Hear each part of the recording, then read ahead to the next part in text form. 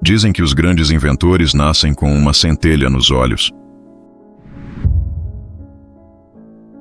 Mas no caso dele, foi uma explosão de pixels.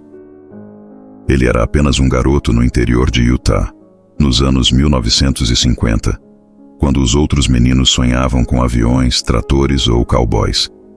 Mas ele via o universo inteiro como um jogo esperando para ser jogado. Seu nome era Nolan Bushnell. Ainda pequeno, ficava fascinado pelos sons mecânicos das máquinas de pinball. Aqueles barulhos, as luzes piscando, os cliques e sinos. Era como ouvir o futuro tentando falar. Enquanto os amigos jogavam beisebol no quintal, Nolan montava rádios, desmontava televisores e rabiscava invenções em seus cadernos. Ele acreditava que os fios tinham alma, que os botões guardavam segredos, que a diversão podia ser construída com eletricidade e imaginação. E então veio a descoberta que mudou tudo. Os computadores, enormes, frios, inacessíveis, mas fascinantes. Nolan viu naqueles monstros de metal uma forma de brincar como ninguém jamais brincara. Se pudesse domá-los, poderia criar mundos. Cresceu, claro. Cresceu sem perder o menino. Foi estudar engenharia elétrica na Universidade de Utah, onde ouviu falar pela primeira vez de um jogo chamado Space War. Não era como os fliperamas barulhentos da infância. Era um jogo digital, jogado em uma tela, com uma navezinha feita de pontinhos brigando contra outra em pleno espaço. Nolan ficou hipnotizado. Ele pensou: e se eu colocasse isso em um fliperama? E se eu desse ao mundo um jogo que não precisasse ser jogado por programadores, mas por qualquer um com uma moeda no bolso?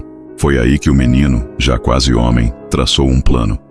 Pegou um emprego na Ampex, uma empresa de tecnologia, onde conheceu um engenheiro chamado Ted Dabney. Juntos, decidiram que era hora de transformar diversão em negócio. Mas como chamar esse sonho?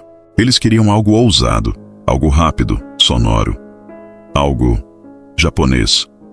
Inspirados no jogo de tabuleiro Go, escolheram a palavra Atari, um termo que significa algo como "você está em risco", usado quando alguém está prestes a fazer uma jogada poderosa. Era isso. Atari. E ali, numa pequena sala da Califórnia, dois homens com o espírito de crianças e uma mesa cheia de fios deram início à revolução que colocaria o mundo inteiro para jogar.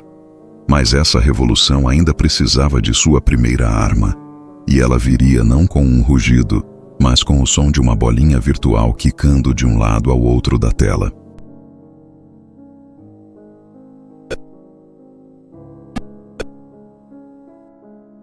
O jogo que saiu da imaginação e invadiu os bares. Todo garoto sonha em criar algo que o mundo inteiro ame, mas poucos têm a coragem de transformar esse sonho num jogo. Nolan Bushnell e Ted Dabney, agora com o nome Atari estampado num papel timbrado improvisado, sabiam o que queriam: colocar o entretenimento digital nas esquinas do mundo. Mas ainda faltava o quê? O como. Foi então que chamaram um jovem engenheiro recém-formado chamado Alan Alcorn. Nolan disse: "Vamos ver do que você é capaz. Crie um jogo simples, com 2 paletas, uma bola e uma pontuação, como um tênis eletrônico." O projeto era, na verdade, um teste. Mas o que Alan criou foi muito mais do que esperavam. Simples, hipnótico, competitivo e viciante. Nascia Pong. Era 1972. Eles colocaram a primeira máquina num bar em Sunnyvale, na Califórnia, chamado Andy Capp's Tavern. Tinha apenas uma tela, 2 botões giratórios e uma placa que dizia 25 cents per game.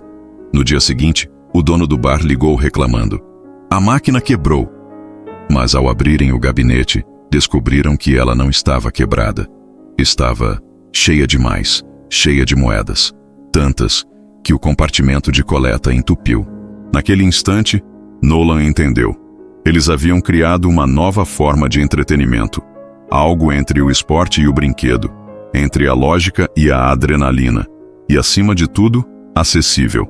Você não precisava saber programar, só precisava querer ganhar. Com o sucesso de Pong, a Atari cresceu como fogo em mato seco. Os fliperamas começaram a surgir como cogumelos nas cidades americanas. crianças, adolescentes, adultos. Todos queriam jogar aquele jogo simples e brilhante.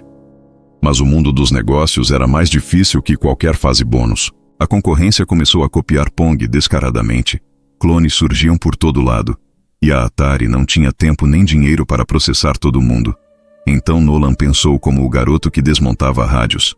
Se eles vão copiar a gente, vamos correr mais rápido. A Atari passou a criar novos jogos, novas placas, novos formatos. Tudo feito às pressas, tudo movido pela intuição e pela ousadia.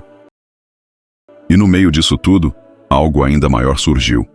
A ideia de levar os jogos para dentro de casa. Não só nos bares ou fliperamas, mas direto na televisão da sala. O próximo passo. Mas nem tudo era diversão. As noites viraram madrugadas. Os erros custavam caro.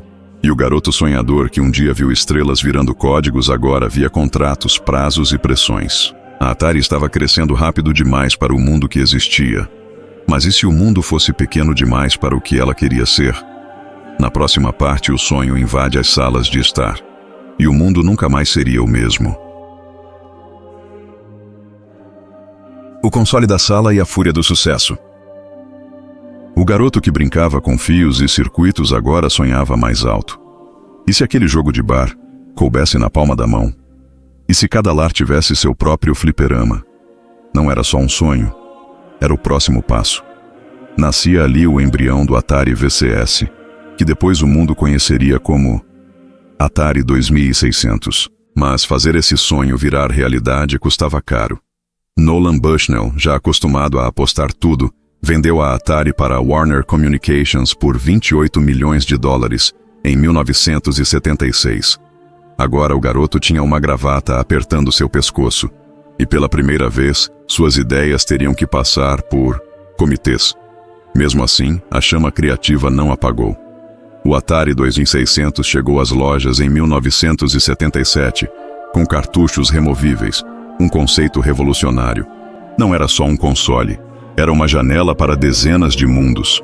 Um pequeno portal de plástico e silício, onde cowboys duelavam com alienígenas, onde carros de corrida disputavam com dragões pixelados. Era o início da era dourada dos videogames em casa.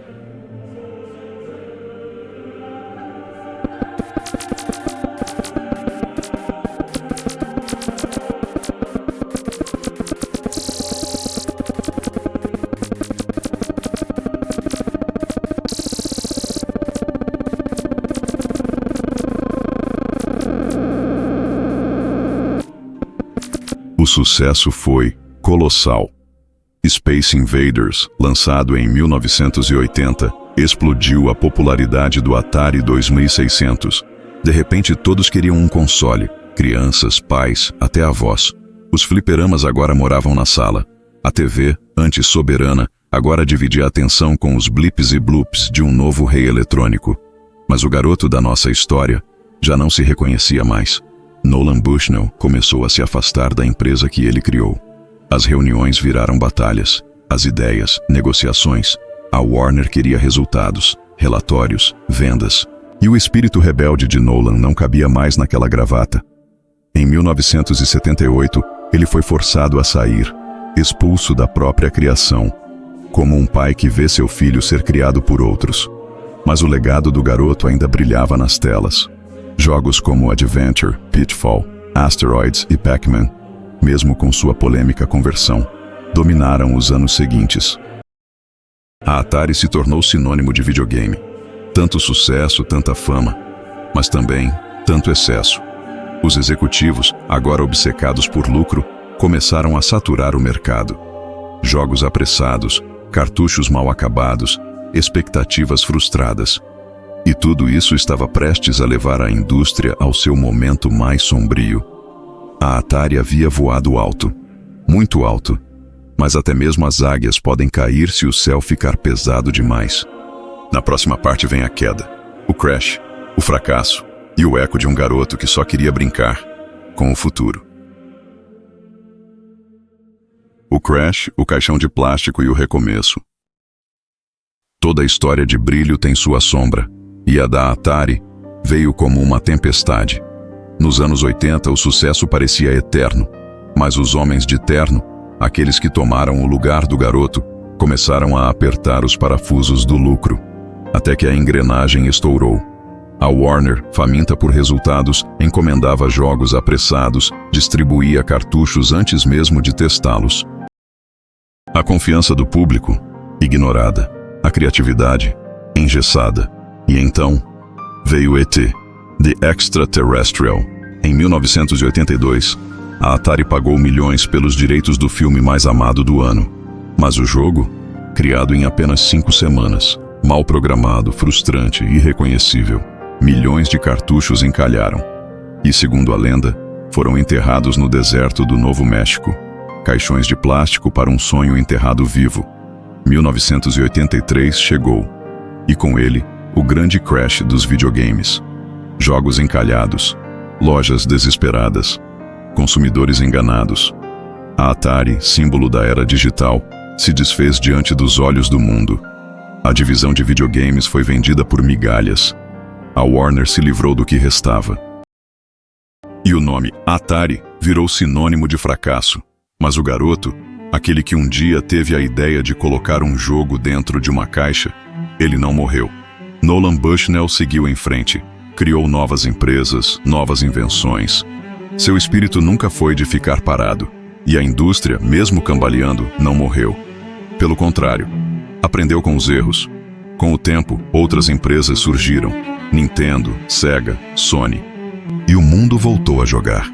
Mas no coração de cada controle remoto, no código de cada jogo moderno, há um traço do garoto que ousou sonhar.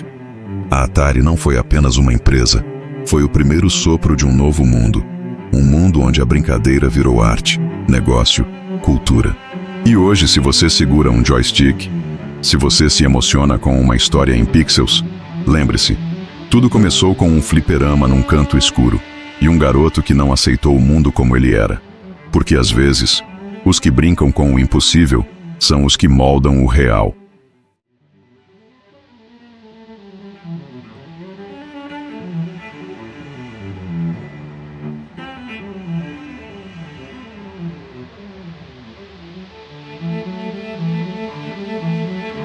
Se você aprecia histórias de superação e fatos envolventes sobre grandes visionários de nosso tempo, irá gostar também deste vídeo que está aparecendo aí na sua tela.